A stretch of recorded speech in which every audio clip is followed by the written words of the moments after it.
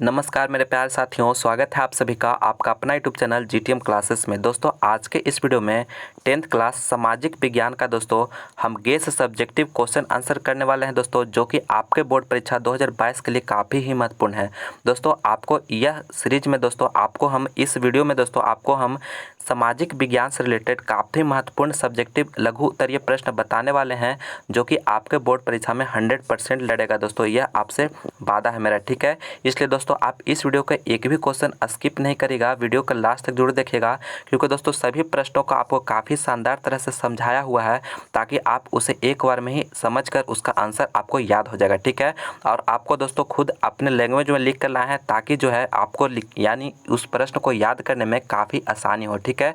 और यह प्रश्न दोस्तों आपको प्रीवियस ईयर में पूछा हुआ प्रश्न है, इसलिए दोस्तों आपके लिए काफ़ी महत्वपूर्ण है, एक भी क्वेश्चन स्किप नहीं करेगा, ठीक है। तो चलिए आज का यह शानदार वीडियो हम शुरू करते हैं दोस्तों। प्रस्तुत है आपके सामने पहला प्रश्न में पूछा जा रहा है दोस्तों कि दांडी यात्रा का क्या उद्देश्य था। काफ़ी महत्वपूर्ण प्रश्न है दोस्तों, यह प्रश्न आपके बोर्ड परीक्षा में जरूर से जरूर पूछा जाएगा, तो इसलिए आप इसे अच्छी तरह से समझकर उसका आंसर याद कर लीजिएगा, ठीक है। तो देखिए पूछा जा रहा है कि दांडी यात्रा का क्या उद्देश्य था, तो दोस्तों आपको उत्तर में देना है। दोस्तों आपको यह उत्तर जो लिखे है दोस्तों खुद अपने लैंग्वेज में लिखे हैं, आप भी अपने लैंग्वेज में इस क्वेश्चन को समझकर आप लिख सकते हैं, ठीक है। लेकिन इसका जो पर्पस होगा दोस्तों, उद्देश्य है, आपको उसका आंसर देना है, ठीक है। तो देखिए किस तरह से इसमें आंसर लिखे हैं दोस्तों कि गांधी जी ने 12 मार्च 1930 ईस्वी को वह अपने 78 सहयोगियों के साथ साबरमती आश्रम से दांडी यात्रा या नमक यात्रा पर निकले। कहने का मतलब दोस्तों गांधी जी जो थे वह 12 मार्च 1930 ईस्वी को अपने 78 सहयोगियों के साथ साबरमती आश्रम से दांडी यात्रा या नमक यात्रा पे निकले, ठीक है। और दांडी पहुंचकर 6 अप्रैल 1930 ईस्वी को उन्होंने समुद्र के पानी से नमक बनाकर नमक कानून को भंग कर दिया। यानी दोस्तों कहने का मतलब दांडी पहुँचे, यानी जो है साबरमती आश्रम से अपना यात्रा जो है प्रारंभ किए, और दांडी पहुंचकर 6 अप्रैल 1930 ईस्वी को समुद्र के पानी से नमक बनाकर जो है नमक जो कानून था दोस्तों हमारे जो उस समय देश में, उसको भंग कर दिया, ठीक है। कहने का मतलब दोस्तों कि वो जो नमक कानून था दोस्तों उसको भंग कर दिए महात्मा गांधी ने और उनके सहयोगियों ने, ठीक है दोस्तों। तो इसी के साथ सविनय अवज्ञा आंदोलन हुआ, यानी इसी के साथ जो है दोस्तों सविनय अवज्ञा आंदोलन जो है आरंभ हो गया, ठीक है, यानी शुरू हो गया, ठीक है दोस्तों। और यह आंदोलन शीघ्र ही पूरे देश में फैल गया, और दांडी यात्रा का उद्देश्य सविनय अवज्ञा आंदोलन को शुरू करना था, ठीक है दोस्तों। बस आपको इतना लिखना है। तो दोस्तों कहने का मतलब इस प्रश्न का कहने का मतलब दोस्तों कि दांडी यात्रा का क्या उद्देश्य था, तो दोस्तों दांडी यात्रा का जो उद्देश्य था दोस्तों सविनय अवज्ञा आंदोलन मैंने भारत में शुरू करना था, ठीक है दोस्तों। यह मेरा इसका उद्देश्य था, ठीक है। तो कहने का मतलब इसका जो हुआ दोस्तों कि गांधी जी थे 12 मार्च 1930 ईस्वी को 78 सहयोगियों के साथ साबरमती आश्रम से मैंने दांडी यात्रा शुरू करते हैं। और दांडी कब पहुँचे, तो 6 अप्रैल 1930 को पहुँचे दोस्तों। आप डेट जरूर याद रखिएगा दोस्तों, क्योंकि इसी से आपको नंबर मिलेगा, ठीक है। और समुद्र के पानी जानते हैं दोस्तों, नमक जो बनता है समुद्र के पानी से बनता है, और नमक कानून को भंग किए, समुद्र से पानी खुद मैंने नमक बनाकर नमक कानून को भंग किए, और मैंने इसी के साथ जो है सविनय अवज्ञा आंदोलन हमारे देश भारत में शुरू हो जाता है, ठीक है। और यही जो है यह जो आंदोलन है दोस्तों पूरे देश में फैल जाता है। बस आपको इतना लिखना है दोस्तों, काफ़ी शानदार आंसर लिखा हुआ, आपको इसी तरह से लिखना, आपको एग्जाम में फुल में से फुल मार्क्स जरूर से जरूर मिलेगा, ठीक है। चलिए अब देखते हैं दूसरा प्रश्न। दूसरा नंबर प्रश्न पूछे जा रहा है दोस्तों कि एटीएम क्या है। दोस्तों आपको बताना है कि एटीएम क्या है। दोस्तों काफ़ी महत्वपूर्ण प्रश्न ये भी है दोस्तों, आपके एग्जाम में 2022 बोर्ड परीक्षा में पूछ सकता है, तो आप इसे जरूर याद कर लीजिएगा। देखिए कह रहा है उत्तर में आपको देना है दोस्तों कि आर्थिक विकास के दौर में बैंकिंग संस्थाओं द्वारा प्लास्टिक के एक टुकड़े को भी मुद्रा के रूप में उपयोग किया जाने लगा है। यानी दोस्तों कि अभी जानते हैं कि आर्थिक विकास के दौर चल रहा है, यानी हमारा सभी देश जो है अपना अर्थव्यवस्था को बढ़ाने में लगा हुआ है, ठीक है। तो इसी दौर में जो है दोस्तों बैंकिंग संस्थाओं यानी बैंकों के द्वारा जो है प्लास्टिक यानी जो एटीएम कार्ड होता है दोस्तों एक प्लास्टिक कार्ड होता है, ठीक है, यानी प्लास्टिक का एक टुकड़ा होता है, उसको भी एक मुद्रा के रूप में उपयोग किया जाने लगा है, ठीक है। यानी उसको जो है प्लास्टिक का जो टुकड़ा है दोस्तों उसको भी मुद्रा के रूप में उपयोग किया जाता है। यानी देखिए कहने मतलब हम लोग बाजार जाते हैं तो बाजार से एटीएम से हम पैसा निकाल लेते हैं और उससे जो भी सामान खरीदना रहता है खरीद लेते हैं। ठीक है दोस्तों, तो यही जो है दोस्तों कहने का मतलब प्लास्टिक के एक टुकड़ा को भी मुद्रा के रूप में उपयोग किया जा रहा है। ठीक है, और एटीएम प्लास्टिक मुद्रा का ही एक रूप है। देखिए अभी बताएं दोस्तों कि एटीएम जो है प्लास्टिक मुद्रा का एक रूप है। ठीक है, इसका अर्थ होता है दोस्तों कि स्वचालित टेलर मशीन। दोस्तों आप इसका फुल फॉर्म जरूर याद रखिएगा।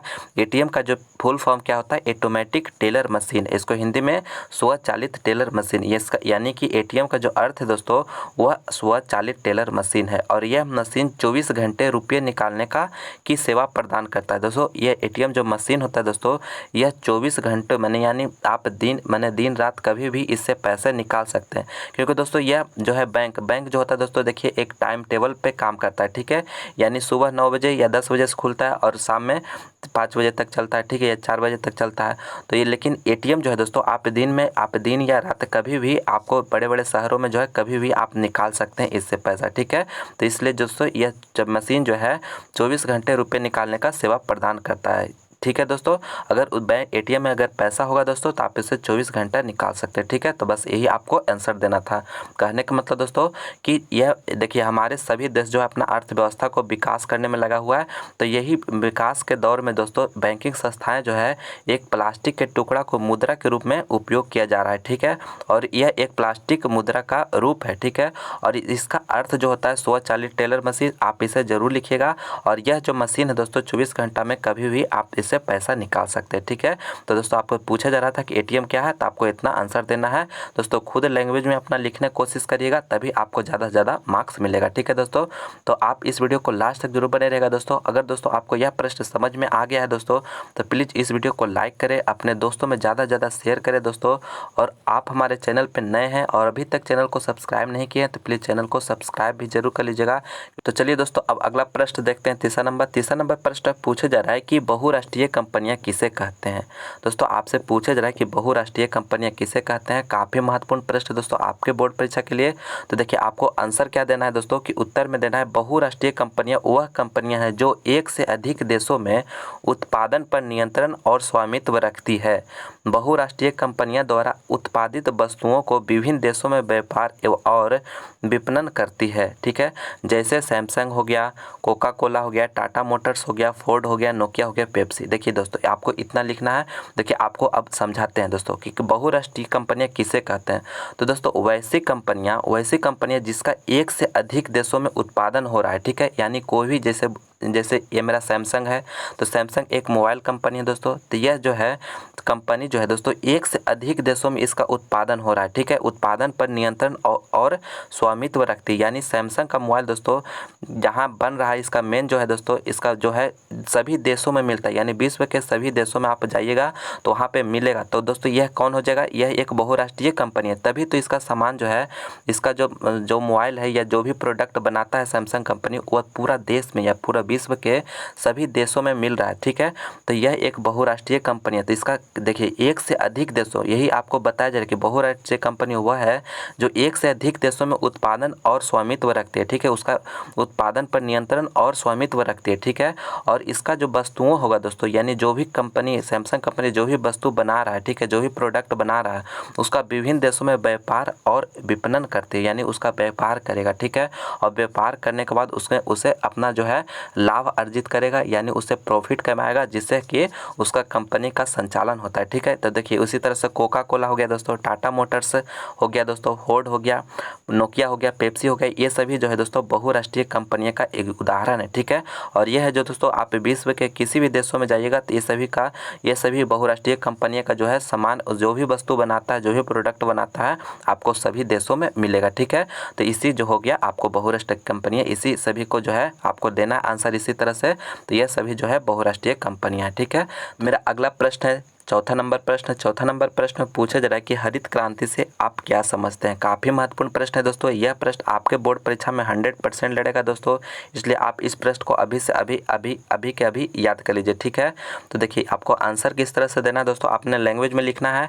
देखिए हम आपको काफ़ी शानदार आंसर लिख के लाए दोस्तों। कह रहा है दोस्तों कि आपको उत्तर में कि हरित क्रांति की शुरुआत भारत में सन 1967 से 68 ईस्वी में हुई। हरित क्रांति का जो जनक है दोस्तों नॉर्मन प्रोफेसर नॉर्मन बोरलॉग को माना जाता है। यानी भारत में जो हरित क्रांति का जो शुरुआत हुआ दोस्तों 1967-68 में हुआ था और हरित क्रांति का जो जनक है दोस्तों वह प्रोफेसर नॉर्मन बोरलॉग को माना जाता है। यह विश्व स्तर पर, ठीक है। लेकिन भारत में इसका जनक जो है दोस्तों MS स्वामीनाथन है। यानी भारत में हरित क्रांति का जो जनक है दोस्तों वह MS स्वामीनाथन है। आपको ऑब्जेक्टिव में भी ये पूछ सकता है, ठीक है। तो इसलिए आप इस पॉइंट को अच्छी तरह से इसे याद रखिएगा।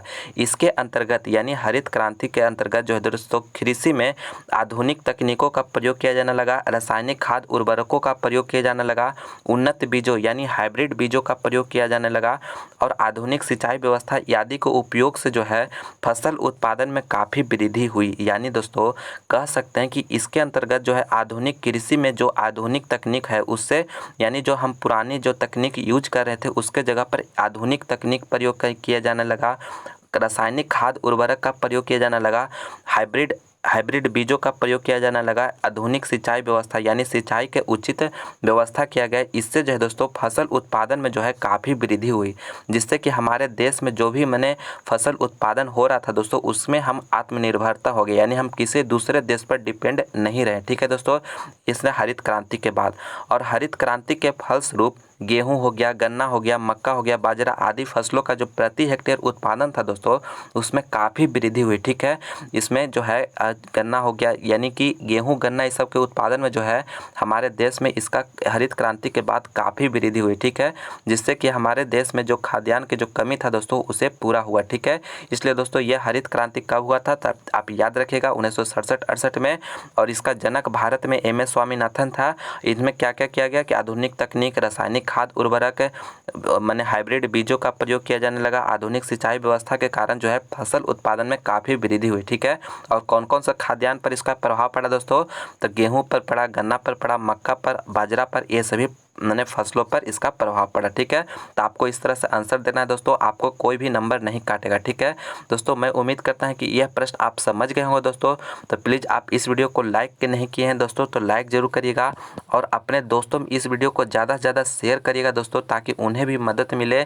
तो आप इस वीडियो को शेयर जरूर करिएगा। और दोस्तों आप हमारे चैनल पर नए हैं तो अभी तक चैनल को सब्सक्राइब नहीं किए हैं तो प्लीज़ दोस्तों आप इस चैनल को सब्सक्राइब जरूर कर लीजिएगा दोस्तों, क्योंकि आपको इस चैनल पर अच्छे वीडियो मिलते हैं आपके बोर्ड परीक्षा से रिलेटेड, ठीक है। अब अगला प्रश्न देखते हैं, 5वां नंबर प्रश्न। 5वां नंबर प्रश्न में पूछा जा रहा है कि वैश्वीकरण से आप क्या समझते हैं दोस्तों। वैश्वीकरण से आप क्या समझते हैं, देखिए आपको उत्तर देना है दोस्तों कि वैश्वीकरण वह प्रक्रिया है जिसके द्वारा विश्व की विभिन्न अर्थव्यवस्थाओं का समन्वय या एकीकरण किया जाता है ताकि वस्तुओं, सेवा, प्रौद्योगिकी, पूंजी, श्रम या मानवीय पूंजी का निर्बाध प्रवाह हो सके। कहने का मतलब दोस्तों वैश्वीकरण एक प्रक्रिया है जिसके अंतर्गत विश्व के विभिन्न अर्थव्यवस्थाओं को यानी विश्व के किसी भी देश का जो अर्थव्यवस्था है उसको एकीकरण किया जाना है, ठीक है। यानी विश्व के किसी भी अर्थव्यवस्था जिसमें जैसे कि कोई भी देश है वह कोई प्रोडक्ट बना रहा है तो उसको उस प्रोडक्ट को पूरा विश्व में सभी जगह प्राप्त हो, ठीक है। तो यही है दोस्तों वैश्वीकरण। कहने का मतलब और जो भी सेवाएं हैं यानी प्रौद्योगिकी है, पूंजी है, श्रम है, ये सभी मानव पूंजी है, ये सभी का निर्बाध प्रवाह हो सके, ठीक है। तो यह जो हो गया दोस्तों आपको यह डिफिनेशन हो गया। यानी वैश्वीकरण वह प्रक्रिया जिसके अंतर्गत विश्व के विभिन्न अर्थव्यवस्थाओं का समन्वय एवं या एकीकरण किया जाता है ताकि कोई भी वस्तु हो, सेवा हो, प्रौद्योगिकी हो, पूंजी हो, श्रम हो या मानवीय पूंजी हो, इसका निर्बाध प्रवाह हो सके, ठीक है। तो दोस्तों आपको इसका डिफिनेशन देना था, इस तरह से आप डिफिनेशन दे दीजिएगा, आपको नंबर फुल में से फुल जरूर मिलेगा, ठीक है। मेरा अगला प्रश्न है 6ठा नंबर। 6ठा नंबर प्रश्न करने से पहले दोस्तों अगर आप मेरा साइंस का सब्जेक्टिव वीडियो नहीं देखें दोस्तों तो उसका लिंक डिस्क्रिप्शन में है, जिसमें दोस्तों आपको 50 सबसे महत्वपूर्ण आपको हम लघु उत्तरीय प्रश्न प्रोवाइड करा रहे हैं साइंस का दोस्तों। अगर उसका वीडियो नहीं देखे हैं तो लिंक डिस्क्रिप्शन में दिया हुआ है, वहाँ पर जाकर आप उस वीडियो को देख सकते हैं, नहीं तो आप हमारे प्लेलिस्ट में भी जाकर देख सकते हैं, ठीक है। उस वीडियो को जरूर देखिएगा दोस्तों कि उसमें आपको यह 50 प्रश्न में से अधिकांश सभी प्रश्न आपके बोर्ड परीक्षा में जरूर आएगा, ठीक है, क्योंकि यह आपके लिए गेस किया हुआ प्रश्न है, ठीक है।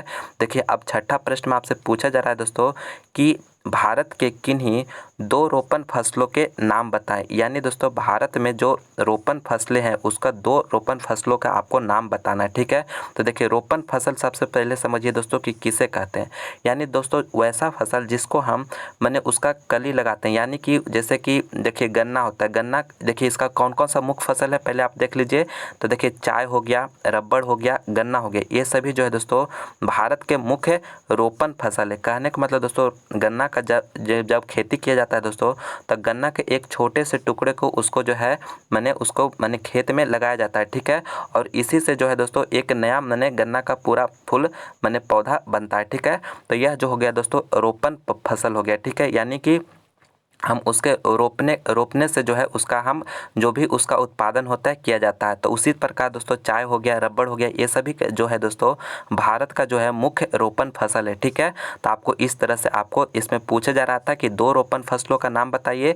तो कौन कौन हो गया, एक चाय हो गया, एक रबड़ हो गया और एक गन्ना हो गया। दोस्तों आपको 3 बता रहे हैं, आपको 2 ही पूछा जा रहा था प्रश्न में। तो यहाँ पे चाय, रबड़ और गन्ना ये सभी जो है दोस्तों भारत के मुख्य रोपण फसल है। ठीक है दोस्तों, रोपण फसल कहने का मतलब दोस्तों इसमें जो है जैसे गन्ना वाला आप खेती देखे होंगे दोस्तों अपने गाँव में, उसमें जो है एक गन्ना का छोटा टुकड़ा आपको खेत में रोपा जाता है, उसी से जो है उसका जो गन्ना का उत्पादन किया जाता है। ठीक है, तो यह जो हो गया रोपण फसल। और केरल ये सब सभी देश, केरल जो राज्य है दोस्तों उसमें रबड़ का कृषि किया जाता है। और चाय हो गया दोस्तों, असम हो गया, दार्जिलिंग, ये सब में जो है दोस्तों चाय की खेती किया जाता है, जहाँ पे यह रोपण फसल है। ठीक है, तो यह जो आपको इसमें प्रश्न पूछा जा रहा था कि दो रोपण फसलों का नाम बताएं, तो आपको सिर्फ इसका एग्जाम्पल दे देना था दोस्तों। ठीक है, तो आप इस तरह से एग्जाम्पल दे दीजिएगा, आपको जो है यही प्रश्न में पूछा जा रहा था। ठीक है दोस्तों, अगर मेरा और भी दूसरा सब्जेक्ट का वीडियो देखना चाहते हैं तो लिंक डिस्क्रिप्शन में दिया हुआ है।